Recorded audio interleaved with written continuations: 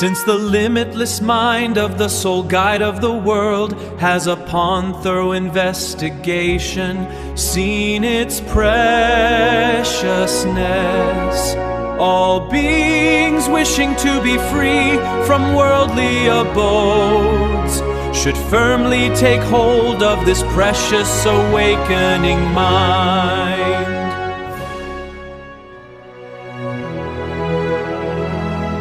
All other virtues are like the plant and tree,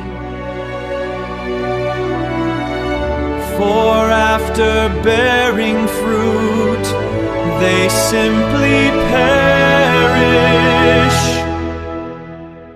But the perennial tree of awakening mind unceasingly bears fruit,